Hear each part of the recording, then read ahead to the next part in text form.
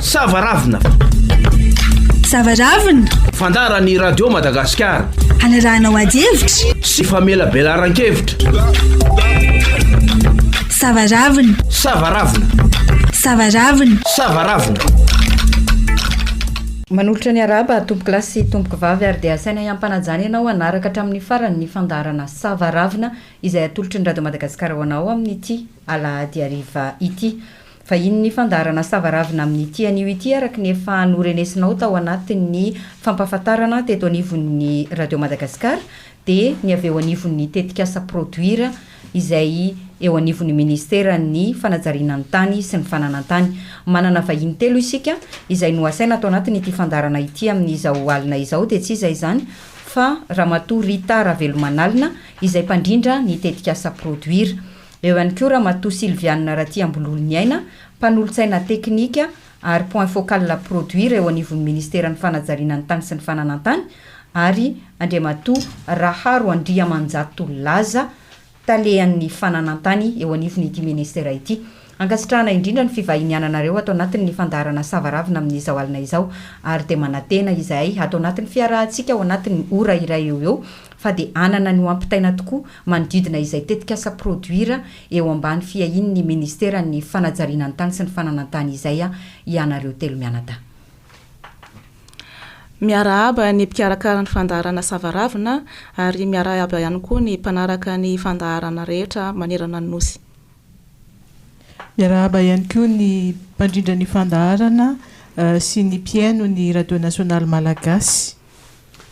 Miarahaba nareo miravavy izay tompona andraikitra amin'ny fandaharana Savaravina ary miarahaba antsika rehetra ny tokantrano manerana Madagasikara amin'izao fandaharana izao. Rina Rajosary Tahiry sy Volana Andriambovonjy no anentana ny fandaharana Savaravina mandritra ity fotoana ity izay anasana ianao tompo klasy tompoky vavy ny anaraka izany hatramin'ny farany. Fanontaniana voalohany apetrakantsika amin'ny vahiny ary dia ny fampahafantarana ny tetikasa PRODUIR izay antony fiaonantsika amin'izao fotoana izao. Ny tetikasa PRODUIR na hoe projet de développement urbain intégré de résilience du canton d'Antananarivo dia tetikasa iray izay vatsian'ny banky RNM vola iandreketan'ny Ministeran'ny Fanajariana ny tany sy ny Fananan-tany. Io tetikasa io dia miompana indrindra amin'ny fiadiana amin'ny tondra-drano sy fanatsarana ny tontolo manodidina iainan'ny mponina amin'ny faritra marefo indrindra eto Antananarivo. Ao anatin'izay hoe fanatsarana ny tanàna izay aiza ho aiza ny ahoana ny fijerinareo amin'ny hoe fandaminana ny tanàna mifanaraka amin'ilay hoe fitombon'ny mponina eto Antananarivo mihitsy ny ve ny zava-misy ankehitriny. Izay indrindra no nahatonga ny fanjakana namolavola ny tetikasa satria isa-taona dia misy eo amin'ny ray hetsy eo ny mponina vaovao manorim-ponena ny eto Antananarivo. Fantatritsika nefa fa efa tsy misy tany azo andrenana malalaka intsony eto ka dia lasa ireo mponina ireo mipetraka eny amin'ny faritra iva sy mora azo ny tondra-drano. Ka izay nahatonga ny fitondram-panjakana ho namolavola n'ilay tetikasa mba entina mahanan'ireo olana marobe satria na eo ara ny fanavaozana ny drafim-panajariana ny tanànan'Antananarivo dia fantatra tokoa fa maro ireo olana sedraina amin'ny fitantanana ny tanànan'Antananarivo sy ny manodidina. Ao anatin'izay hoe fandaminana ny drafim-panajariana izay efa ho avy zany zao no ny orana efa atombotra ny fitoam-pahavaratra. Inona zany zao no efa tena hoe asa efa natao zany ao anatin'izay hoe fanajariana izay. Ny raha mikasika ny fiarovana amin'ny tondra-drano manokana amin'izao akatoky ny fahavaratra zao dia efa misy ireo tetikasa maro lafy ao anivon'ny Ministeran'ny Fanajariana ny tany sy ny Fananan-tany. Raha tsy teny fotsiny fa tsy ny programme intégré d'assainissement d'Antananarivo izay rahantsika amin'ny mpamatsy vola hafa ihany koa moa izay nataontsika ho fanadiovana ny lakan-drano nandrian-tany. Ao anatin'ny tetikasa PRODUIR izay antony atongavana eto moa dia ilay lakan-drano lehibe anankiray izay ataontsika hoe mamoaka ny rano avy eto Antananarivo dia ny lakan-drano C3 indray no sahana manokana. Ny tetikasa moa misahana velara-tany 10 kilometatra toradro eto amin'ny tanànan'Antananarivo izay mandrakotra tokotany misy araika fetopolo mitsinjaro anatina commune enina dia ny commune Antananarivo-Renivohitra zany ny commune Bemasoandro, commune Andranona-Ohatra, ny commune Anosizato Andrefana, ny commune Pitatafika ary ny commune Iarinarivo. Raha matoa Sylviana raha ty ambololina eo ambololina eny inona tokoa moa zany tena hoe mahatonga an'le hoe todradrano foana zany raha hoe eto amin'ny tanànan'Antananarivo izay tena hoe mampalaina mihitsy ny mandeha vao mivoaka hoe raha sendra avy izay oran'izay inona ny tena zava-misy tokoa zany raha hoe eto tanànan'Antananarivo izay. Tsy azontsika ialana amin'izao ny olana vokatry ny fiovaovan'ny toetrandro izay tsy miafina amintsika rehetrarehetra mahatonga an'ireny fiotsahan'ny tany ireny kanefa ireny koa dia misy ny vokatra ny ataon'ny olombelona ihany dia ny fanorenana eny amin'ny faritra tsy natokana anorenana ary araka ny teneniko teo ilay fitomboana be eo amin'ny isan'ny mponina tanan-dehibe izay miteraka voka-dratsy dia anisan'ny voalohany amin'izany ny fitomboan'ny fako izay maro amin'izy ireny tsy mametraka azy any amin'ny toerana tokony isy azy fa dia manatsotsotra ny fanariana azy ka manary azy ireny any anatin'ireo lakan-drano izay tokony tsy asianany izany mihitsy. 570 tapitrisa dolara ny famatsiana n'ity tetikasa ity na amin'ny ambangovango nefa voalazalaza teo ihany hoe fijerena akaiky ny olana iainan'ireo faritra iva sy ny mponina mipetraka eny amin'ny faritra iva ny tena nanaovana an'le tetikasa dia voaresaka teo izay le resaka tondradrano izay mety apahany ohatry ny ahoana amin'ny teti-bolonina tokana hanaovana n'io asa io raha ny fandaminana efa natao manodidina an'izay tetikasa izay. Raha ny ao amin'ny fanarahana tamin'ny famatsim-bola dia 700,000 ny famatsim-bola eo no natokana ho fanarena ireo foto-drafitrasa rehetra mahakasika ny fanarin-drano izay tena miompana betsaka amin'ny lakan-drano C3 moa zany. Lakan-drano C3 izay mirefy 12 kilometatra miala avy eo amin'ny bassin tampon eo Anosy-be mandalo an-Andavamamba 67 hectara ary mipaka hatrany Antomadinika. Akoatran'io moa ny famatsim-bola dia mbola misy apahana ihany koa nentina hanamafisana ny fahaiza-manaon'ireo mpisehatra rehetra amin'ny fanatsarana ny fitantanana ny tanan-dehibe dia ireo ihany koa ireo ampahana izay natao hanaovana foto-drafitrasa madinidinika fanatsarana ny tontolo ny iainan'ny mponina eto amin'ny faritra Antananarivo sy ny manodidina.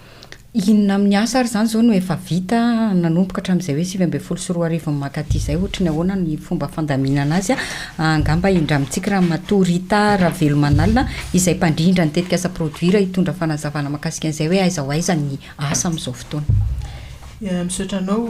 Madame Volana, ny atreto ny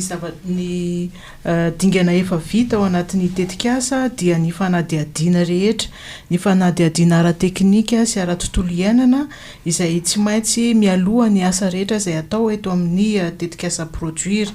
Efa tanteraka sy totosa izany rehetrarehetra izany ary efa nahazo ny fahafahana ny permis environnemental izay nomeny avy ao amin'ny foibe pirenena momba ny tontolo iainana na ny ONE ahafahana manatanteraka ireo asa lehibe atao ao anatin'ny projet PRODUIR. Misy anankitelo ny tena foto-drafitrasa lehibe ho tanterahana ao anatin'io projet PRODUIR io izay noho io le asa lehibe eo amin'ny canal C3 io. Noho ny fanatanterahana ny fanadiovana sy fanitarana ary fanatsarana ny canal C3 io dia misy asa anaky telo lehibe izy ateo. Ny voalohany amin'izany dia ny famindrana ireo olona izay voatery tsy maintsy nesorina teny amin'ny canal C3, ny manamorona ny canal C3 ho eo amin'ny toerana iray eo Andavamamba. Ireo olona ireo moa dia rehefa nesorina teo amin'ny toerana voatery tsy maintsy esorina eo amin'ny toerana nisy azy amin'izao dia misy ny fanonerana izay omenan'izy ireo. Nomena safidy ireo olona ireo hoe fanonerana rabola sa trano no tetavin'izy ireo dia efa vita daholo izany fanadihadiana izany efa misy ny efa vita ny expropriation, efa vita ny taratasy momba n'izany dia io fanorenana ny trano eo Andavamamba io ny asa voalohany. Ny asa faharoa manaraka an'izay dia ny fanaovana ilay toerana fanasitrihana ireo fotaka izay hoesorina eny amin'ny canal C3 izay atao eny Arinarivo itsika teo dia ny fahatelo a ny fanaovana ny izay vo azo atao ny fanadiovana ny asa eny amin'ny canal C3 ary ny faefatra ihany koa dia ny eo amin'ny fanatsarana ny amin'ny morony diginy kopa sy diginy sison amin'ny ampahany daholo ireo ampitsahivina moa fa ny antony ity tetikasa ity a dia ho fanarenana sy fiarovana ny tanànan'Antananarivo amin'ny tondra-drano izay mahatonga hoe ireo lalan-drano na namboarina izany na efa nisy amin'ny kopa dia tsy maintsy jerena mba hiarovana ny tanànan'Antananarivo sy ny mponina eo aminy amin'ny tondra-drano. Fijerevana mahakasika ny fiainan'ny mponina ihany izay fanazavana nomenao teo izay ohatrotry ny ahoana ny fiveloman'izy ireo satria raha ny fahitantsika azy ihany akamaroan'ireo olona mipetraka amin'ny faritra iva dia eny amin'ireny toerandreny ihany izy ny manao ny asa fivelomany mivarotra manao asa kely madinidinika asa tanana sy ny sisa isan'ny tena olana apetraka ry zareo foana rehefa misy fiovam-piainana ny hoe dia aiza izany ny fivelomanay efa teto foana sy ny sisa ahoana ny fomba fijerena izay anapiko an'izay fanontaniany volan'izay hoe mora ho taminareo ve nandresy lahatra an'le olona hoe hiala amin'ilay toerana satria sarotsatra mantsy n'izay zao amin'izao zava-misy ankehitriny izao tena marina izany ilazainareo miravavy izany tsy mora ny miala amin'ny mahazatra hotsika ary tena nisy fifandresen-dahatra nisy tantsoroka ihany koa tsy maintsy natao ny tetikasa mba hanazavana ny momba ny tetikasa voalohany sy ny hoe amin'ile nitenenareo aiza ny tany alehanay raha hoe sorineto miala amin'ny trano finenanay miala amin'ny toerana mahazatra sy ny asa andavanandro izay fanaona izay indrindra no mahatonga n'le fijerena teo hoe raha ohatra ka ny trano no voala dia namena safidy izy dia nysoloana trano izay tsy maintsy ho tsaratsara kokoa noho ny nipetrahany taloha satria ny fantatsika hoe raha eny amoron'ny renirano izay isaky ny hoavy ny fahavaratra dia mitaintaina ny olona hoe hodifotra sy tsy hodifotra ao amin'ny tetikasa PRODUIR dia nanaovana toerana izay manaraka ny fomba fiainana amin'ny olombelona ny olona le toerana eny andavamamba eo ihany koa ny eo amin'ny fijerena ny momba ny asa andavanandrony nafindra ry zareo nomena vola fa nomena ihany koa tantsoroka mba hahafahany mampiasa amin'ny tokony ho izy ireny vola ireny fa tsy hoe sanatria hoe mahazo vola androany dia ho avadika rendrarendra sanatria tsy hoe ratsy ny hoe mividy akanjo nohatr'izany fa mba hoe fidiram-bola noho ny sorona ny analana azy teny amin'ny toerana nisy azy dia mba omena tantsoroka koa izy mba hanana fidiram-bola mitovitovy na mihoatra noho nyizay teo aloha misy ny izay tantsoroka izay amin'ny fijerena ireo asa madinika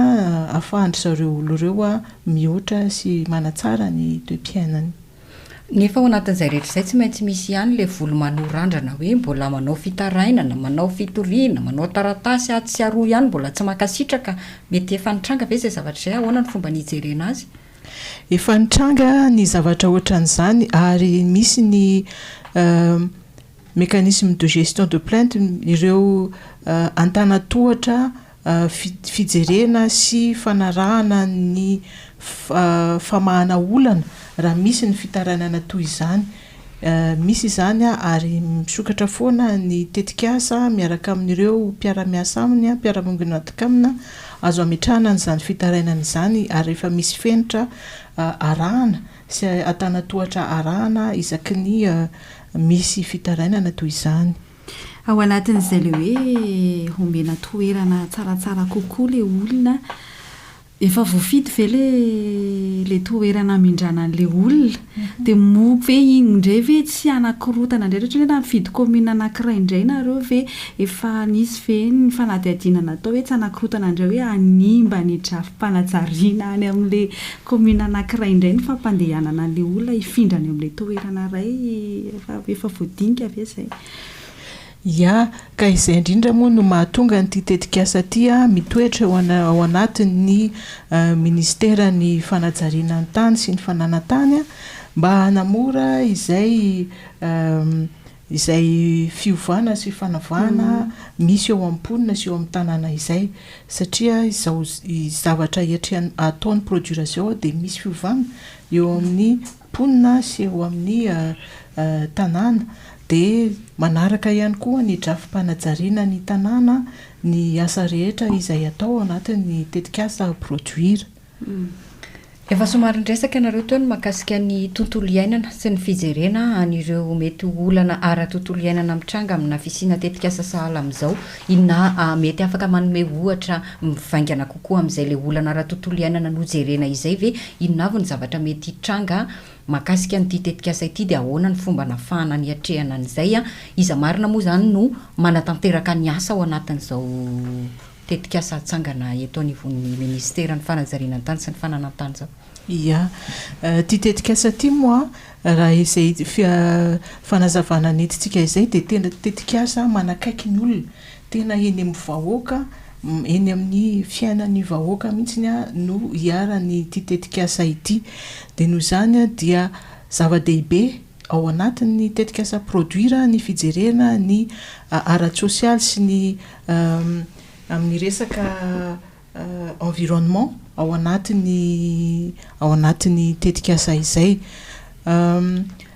Ohatra amin'ny resaka amin'izay ara-tsosialy sy ara-tontolo iainana zay ohatra raha hijeritsika ohatra hoe eny amin'ny commune RNM eny amin'ny toeran'iny no voafidy anaovana ny fanasitrihana ny fotaka izay hoesorina ny amin'ny canal C3. Misy tsy maintsy misy tsika mandalo eny amin'ny tatatriny tsy maintsy misy ny karazana fotaka izay aingeny ny ao anatiny ao tsy fantatritsika araka ny teneniny ramatoa Sylviane teo tsy fantatritsika ianao satria ny olona dia manary zavatra rehetrarehetra ny anatiny any misy ny fomba hitretena reny zavatra esorina anatin'ny fotaka ireny rehefa tonga eny amin'ny commune Antananarivo. Izay le fanadadiana ara-tontolo iainana sy ara-teknika tsy maintsy niarahana natao mba tsy hisy fiatraikany amin'ny nofotany sy amin'ny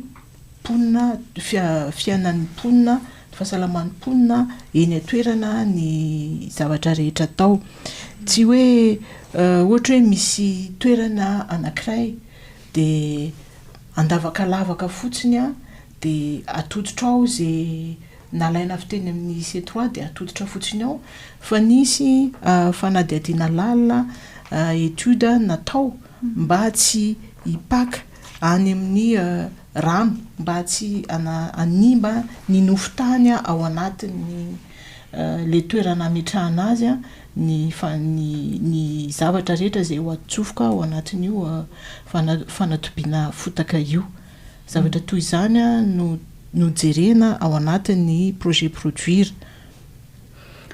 Dia iza no manatanteraka an'ilay asa dia mety misy fiaraha-miasa amin'ilay ponina eny atoerana ihany koa ve amin'ny alalany ohatra hoe asa tanamaro na mety asa tsotsotra azon'zareo tanterahana ve ao anatin'ilay izy sa dia tena hoe ireo orinasa vaventy voatokana ihany no manao ny asa? Ia, ny orinasa vaventy voatokana dia manao ny asa, misy asa vaventy ilay izy fa amin'izay tenenao izay hoe ary araka ny tenena teo aloha ihany koa hoe asa manakaiky ny tanàna ary manakaiky ny ponina io tetikasa io voaomana ao anatin'ny fifanarahana arak'asa amin'ireny orinasa lehibe ireny ny fanaovana ny imozintsika izany hoe ny fakana ireo ponina eny toerana mba hanao ny asa izay azon'izy ireo atao sady ho fanaovana ny fanatanterahana ny asa izay zavatra izay no manampy ny olona amin'ny fampidiram-bolany no ihany koa manentana deny izao ny olona eny toerana satria amin'ny fahafantarana izareo miasa eny dia fantatry zareo fa mafy ny manadio sy manarina ny tantadrano io dia iry zareo ireny ihany dia efa afaka manentana ny ponina eo atoerana mba tsy hanarinary zavatra ao anatin'ireny tantatra ireny. tsy hoe asa fotsiny zany fa de nizao ny tetikasa rehefa manao an'izany izy a mba amitenentsika hoe lovainjafy ny zavatra zay ho atao eo fa tsy vita androany de raha pitso rafaka pitsy overina tototra indray ny tatatra de efa voajery zany ao anatin'ny tetikasa tompoko. Ao anatin'ity tetikasa ity a le izy moa zany hoe fanajariana mihitsy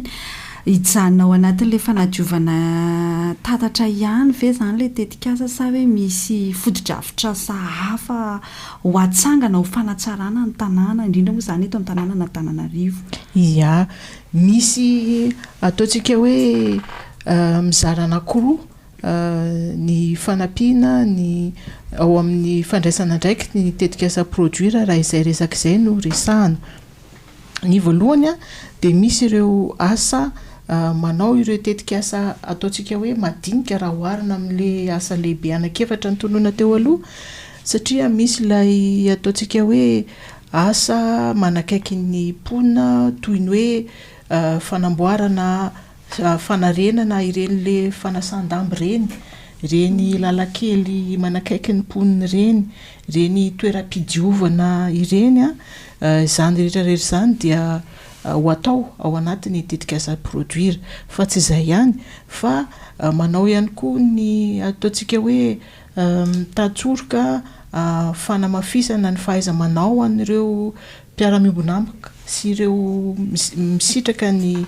tetikasa PRODUIR. Misy ny fiofanana izay omeny tetikasa PRODUIR ho an'ireo mpisehatra rehetra ao anatin'ny PRODUIR, anisan'izany ny Ministeran'ny Fanajariana sy ny Fananan-tany, ny Ministeran'ny Tany, ireo misy ireo enjeniera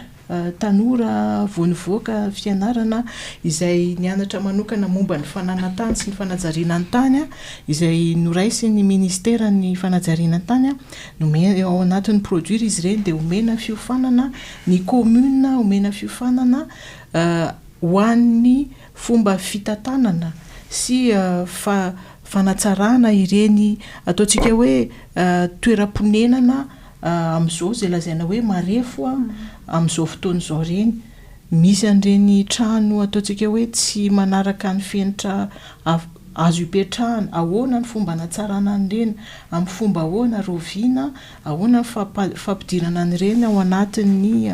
drafim-panajariana ny tany. Zany rehetra zany dia efa atao, efa misy ny fanofanana amintsika amin'ny teny izao efa atao anatin'ny tetikasa PRODUIR. Tsy manitsaka ny asan'ny commune ve zany ty tetikasa ity, ahoana ny fomba fiarahanareo ao anatin'le izy satria azo atao hoe misy ihany koa ny adidy tokony ho ataon'ny commune eny amin'ireny faritra ireny izay efa somary lasan'le tetikasa ihany zany le izy amin'izao fotoana de ohatrohatry ny ahoana ny fandrindrana n'izay zavatra anankiroa zay. Ya, marina tokoa zany tsy hoe mifameno ary miandry anay mihitsy ny aran'ny commune izay voatonona teo amin'ny asa sasany izay ho ataony amin'ny tantsoroka, amin'ny fanatanterahana ndreny tetikasa reny. Raha ny tentsika zao teo hoe le asa madinika, le fanarenana lalana, fidiovana ohatr'ireny dia zavatra ilaina eny anivon'ny commune reny fa ny oentim-manana sy ny fomba anaovana azy no tsy nananana hatreto. De no nisy ny tetikasa PRODUIR de nataony fanadihadiana ara teknika sy tontolo iainana sy ny sosiala tsy maintsy misy foana isak'izay aza rehetra atao amin'ny PRODUIR de efa misy daholo zany namena ny commune hoe nisy fifanakaloza-kevitra amin'ny commune hoe inona ny asa ilain'ny mponina ety aminareo fa misy an'izao tetikasa ity afaka mandray ny asa toy izao sy toy izao de nanao ny fanadihadiana ny tetikasa de nomena ny commune hoe mety aminareo araky ny fangatahanareo izay araky ny fanadihadiana nataonay de misy andreto asy reto afaka atao ety aminareo ekenareo ve de tenerana zany ireo asa atao reo de efa nahazonay ny fakatoavana ny asa rehetra zay atao. Raha tsy diso anisan'ny miara-miasa akaiky amin'ny commune Antananarivo-Renivohitra ny tetikasa PRODUIR ary anisan'ny tafiditra tao anatin'ny fiara-miasa ny fanisana trano. Tiako hazavainareo eto amin'izao fandaharana savaravina izao mba tsy hampirorosaina ny olona mantsy amin'ireny hoe fa maninona atao ilay fanisana trano inona ny tanjona ao anatin'izay fanisana trano izay zany mba tsy hampikorotana ny sain'ny olona hoe sao dia hisy trano harodana ohatrohatr'izay hoe mihoatra loatra amin'ny tokony hoe hipetraka eto Antananarivo-Renivohitra dia ny ary zany tokony harodana tsara ihany ampahafantarina ny mpiaino ny antony an'izay fanisana trano izay. Ya, araka ny tenentsika teo moa dia hoe ny asa rehetra izay atao amin'ny tetikasa PRODUIR dia miainga any amin'ny filan'ny commune tsirairay avy. Tsy ny PRODUIR akory tsy ny tetikasa akory no manery hoe tsy maintsy manao an'ty ianareo fa miainga amin'ny filan'ny commune tsirairay avy ny asa atao. Ny tao amin'ny commune Antananarivo-Renivohitra raha momba n'iny fanisana iny dia anisan'ny filana nataondry zareo izy iny nalefa ny taty amin'ny tetikasa PRODUIR. Ny tanjon'izy iny dia ny ahafahana mahafantatra hoe ohatrohatry ny ahoana firy ny trano eto amin'ny tanànan'Antananarivo, ohatrohatry ny ahoana avy ny trano eto amin'ny tanànan'Antananarivo mba ampifandrin-drano ny fotodrafitrasa izay omeny commune amin'ny ponina eo amin'ny tanàna misy azy. Ny aloha dia tsorina fa ny olona raha mijery ny ataontsika hoe ny eritreritry ny olona eny amin'ny rehefa miresaka ny olona hoe inona ty fanisana malaza be eto amin'ny tanànan'Antananarivo ity dia ny maro amin'izy ireny tsorina fa dia hoe etra ny ao ambadika io. Ya, tsy disoina izay zavatra izay fa tsy etra ihany fa ao ihany koa ny fijerena hoe aiza no toerana misy mivangongo be loatra ny toerana eto amin'ny tanàna eto, ahoana ny fomba hanatsarana ny fiainan'ireo olona ireo, misy rano ve any amin'io tanàna io, ahoana ny fomba ampidirana anomezana rano fisotro madio an'ireo tanàna raha ohatra ka ohatrohatr'izao ny fomba fipetrahana sy firindrany ao anatin'io le ataontsika hoe quartier ao anatin'io le toerana misy anazy io satria fantatritsika efa misy tena hoe mivangongo amin'ny toerana teritery kely ny olona tsy fantatrao ny rano na ahoana madio sa maloto ahoana ny fomba omena jiro rano ohatr'izany ao anatin'ireo toeran'ireo.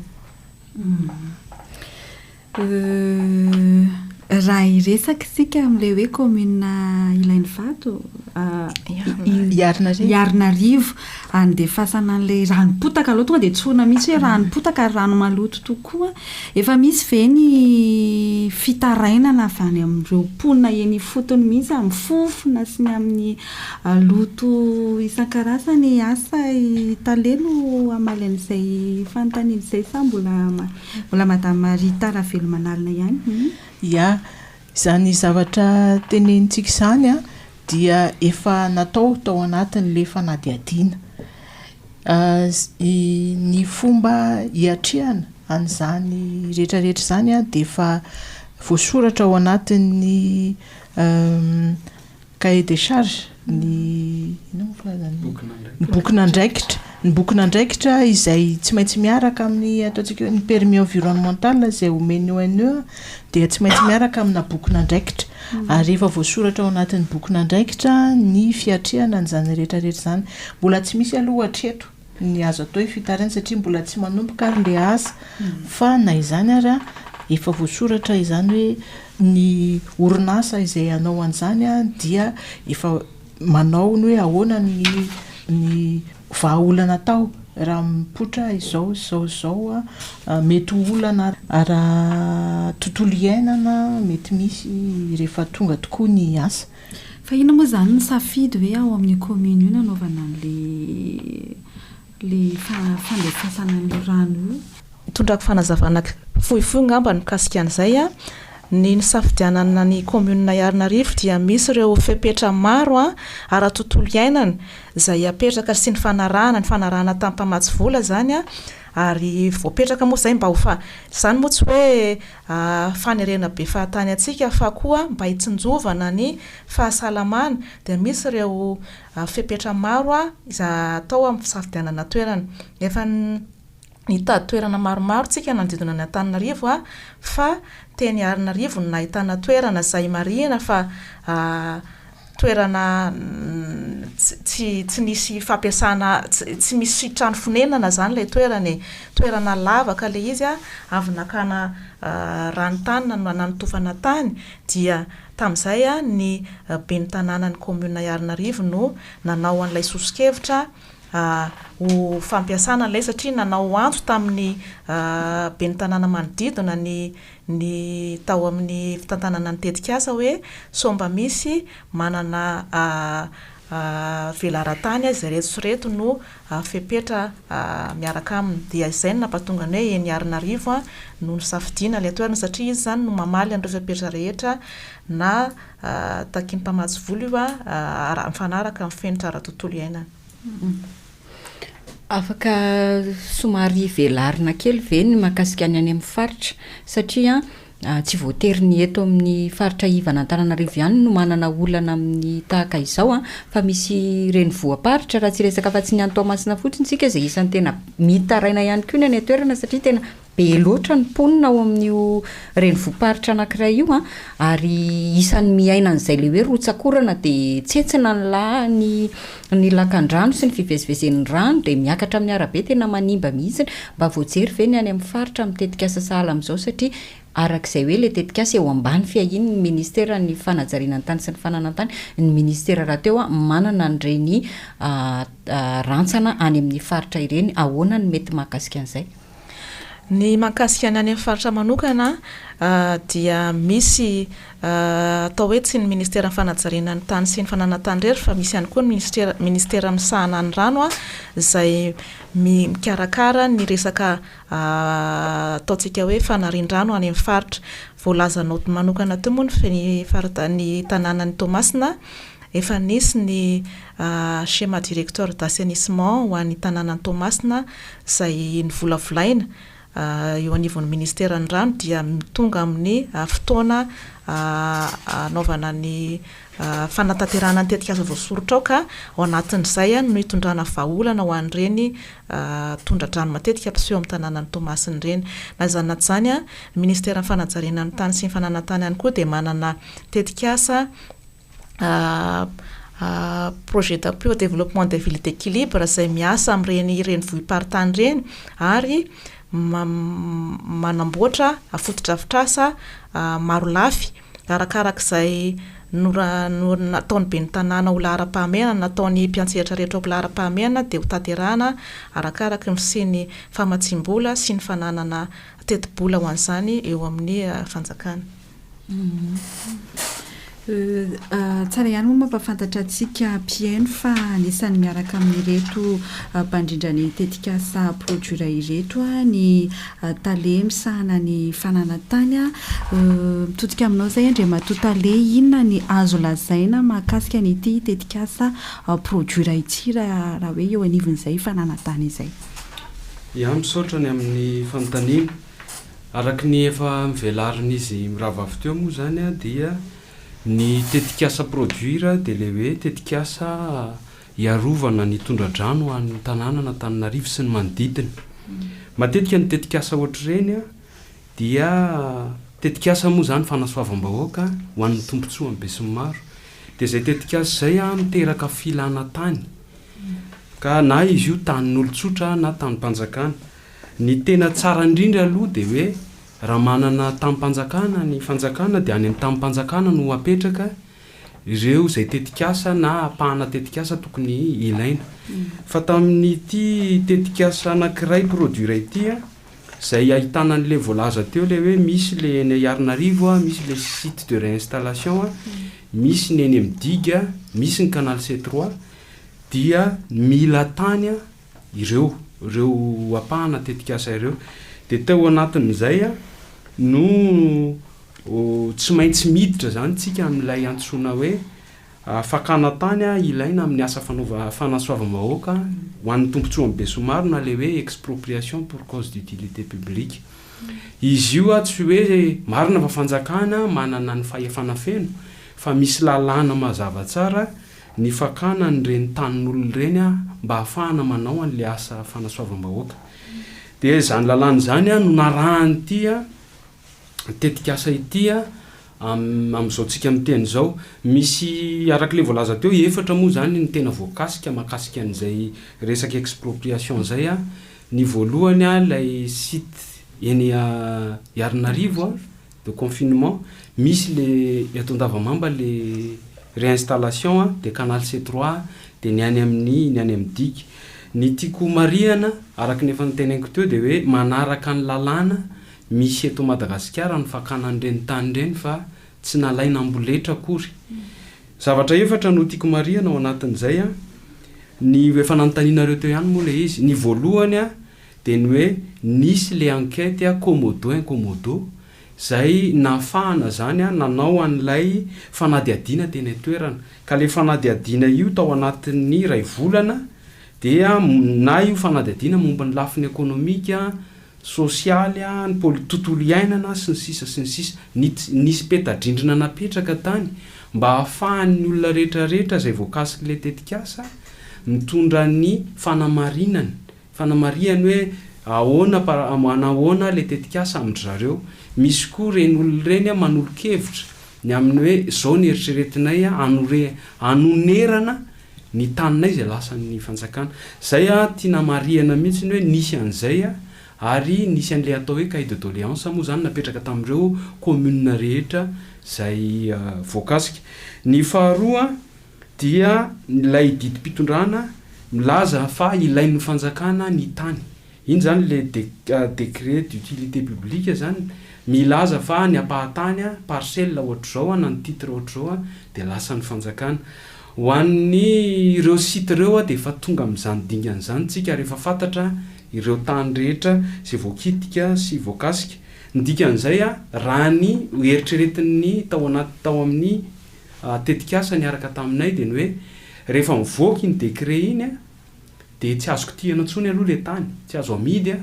na io zany ho an'ny fanjakana malagasy na ho an'ireo le voakitika. Ny antony mba ialana zany rehefa aveo amin'ny fanararotana isan-karazany amin'ny mety ho amidin'ny olona mora na lafo be le izy de lasa manakorotana fiarahamonina. Ny fahatelo de ny famerana ny vidin'ny tany zay anonerana le onitra omenan'le olona. Raha ho an'ny siteny de confinement eny Antananarivo sy ny réinstallation de efa vita zay, efa fantatra ny mety ho vidin'ilay tany am'izao tsika miteny zao. Tsara mariana ihany fa mametraka an'izay vidin'izay de misy commission manokana na joron'ny lalàna zay anombana ny vidin'le tany.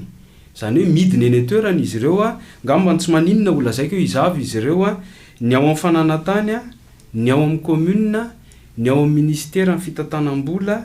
ny ao amin'ny Ministeran'ny asa vaventy ary raha misy zavatra eny toerana moa zany raha ohatra hoe ambany volo le izy de eo koa ny Ministeran'ny fambolena sy ny fiompiana sy ny sisa ary indrindrindrindra moa zany ny ministera zay misahana an'ilay tetikasa. Nidina teny de nijery zavatra roa no nijerena teny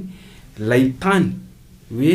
ity misy tany titre na cadastre de hoe ohatrinona ny vidin'io fa ny anankiray nijerena teny ihany koa de ny inona ny omboniny ohatra hoe fambolena de reny koa ny tombanana satria rehefa aveo amin'ny vola le tetikasa de sady mahazo mividin'ny tany izy no mahazo ny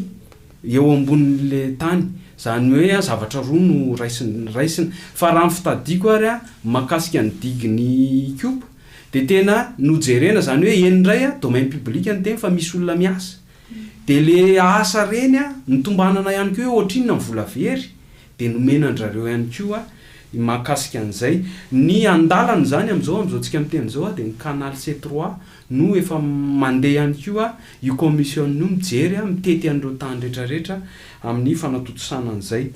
Ny manaraka farany de ny hoe ao aorinan'izay rehetrarehetra ny teneniko teo de tonga amin'ny fandoavam-bola isika zao ary efa misy apahany iandry an'izay angambany amin'ny andavamamba zany de hoatsyhoatsy efa fotoana kely satria efa ary zay no tsara tsindrina mafeto ny vola makasika an'ireo zay tetikasan'ny resana teo de efa any amin'ny toerana misy an'izay ny aty amin'ny sambandrarahan'ny Fananan-tany de mikirakira fotsiny ny le hoe iza ny tompon'ny tany de le hoe iza ny tompon'ny tany ny olona ny tonga mitondra n'lay hoe zahay satria le vola kosa omena ho an'izay tena tompony de mila porofona zany hoe zahay ny tompon'le tany de ny domaine sy ny topo zany mikarakara an'izay fa ny fandraisana amin'ny vola de any amin'ny trésor foana any amin'ny tahirim-bolom-panjakana no akany izy ireo an'izay vola izay. Fanamarinana kely de n'izao hoe matoa misy ny tetikasa de misy ny fanombohana sy ny famaranana.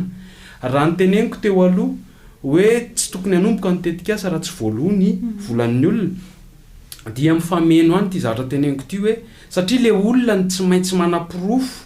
fa anazy le tany ka raha ohatra ely izy zany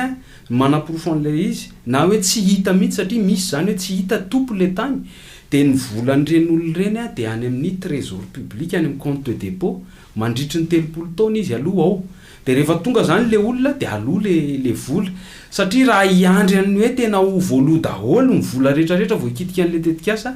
de itsika moa miaraka amin'ireo mpiara-miombonantoka manana fetra ny fotoana de raha iandry an'izay de sahirana amin'ny fanjakana satria tsy ho vita le asa de tsy maintsy hanomboka ny asa rehefa ao le vola any amin'ny compte de dépôt na izany aza de miezaka izay hoe mitady olona satria misy inona moa zany structure anankiray napetraka mihitsy hitady an'ireo olona ireo zay napetraka ny tetikasa sy ny ministera zany hoe tena manao porta isaky ny tokantrano hoe nareo ve ty tompony ty tany ty sy ny tariny mba hahafahantsika zany manafaingana an'le fandoavana an'le vola ary voafarany teo ny misy décret nyraisin'ny fitondram-panjakana hoe ho an'ireo le zay tsy manana taratasy nefa fatapatatra ihany izy fa tena tompony le antsoina hoe présumé propriétaire ary de noeritreretina fa azo omena vola ihany koa ireo mba hahafahan'le tetikasa miroso ary hahafahan'ny olona rehetra zany misitraka ao anatin'le tetikasa ngambany zay no azoko ambara ao anatin'lay tsy niditra teknika be satria lava raha teknika fa amin'ny ankapobeny mba hitondra n'izay assurance ho an'ireo voakitika rehetrarehetra raha izany manaraka procédure amin'ny fanjakana manaraka amin'ny paikady ny faharoa ny vola rehetra makasika an'ireo tany ireo de fa ao fa miandry atsika fa amin'ny famaranana n'lay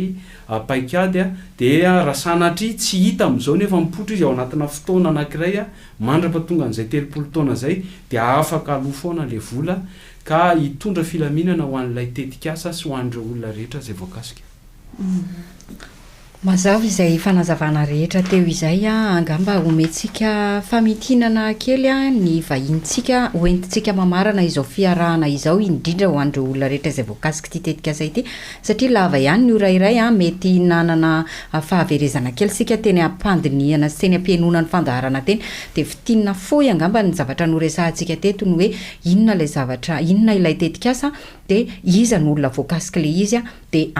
indrindrindrindra eo amin'le fanazava-tsaina ho an'ireo olona ireo satria misy fiovana be da be ateraky ty fisina tetikasa ity de somary miteraka korotany izay rehefa ohatra ka tsy ny tompona ndraikitra mihitsy no mitondra fanazavana fa nitsaotsao eny anivon'ny fiarahamonina eny de zay ngamba no famaranana entintsika anakatonana an'izao fiarahana izao. Raha matory tara velomanalina izay mpandrindra ny tetikasa PRODUIR no hitondra izay famaranana izay. Ya misaotra indrindra ny hoamarana famitinana hoisika teo ny tetikasa PRODUIR dia tetikasa ny fanjakana malagasy izay iarahana manatanteraka amin'ny banky iraisam-pirenena mandritra ny 5 taona mifarana ity tetikasa ity amin'ny faran'ny volana febroary 2024 tetikasa ho fambatrosoana sy fiarovana ny tanànan'Antananarivo sy ny manodidina ny tetikasa PRODUIR araky ny voamarikitsika teo dia ary amafisina sy averina fa tetikasa ny fanjakana malagasy izy ity fa tsy araky ny tenen'ny olona sasany hoe ONG na orinasa satria na eno an'izany koa zay tatoato hoe ny orinasa PRODUIR dia manao an'izato sy zaroa tsy orinasa ny PRODUIR fa tetikasa mpanjakana alao mazava izay ny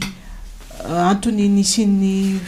tetikasa PRODUIR dia ho fiarovana ny tanàna sy ny tanànan'Antananarivo sy Mandinana mitondra-drano izay indrindra no natonga ny asa lehibe izay atao amin'ny canal C3 sy amin'ny diginy Ikopa ampahany ihany amin'ny diginy Ikopa sy ny Sisaony izay hita fa mety anamafy ny fisin'ny tondra-drano raha ohatra ka tsy amboarina.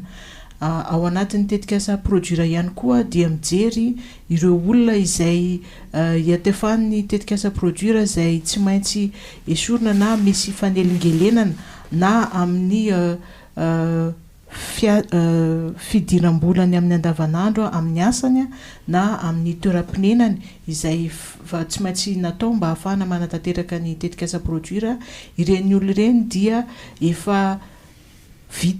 voaisa ary efa fantatra ny anarany tsirairay ary sy ny fanonerana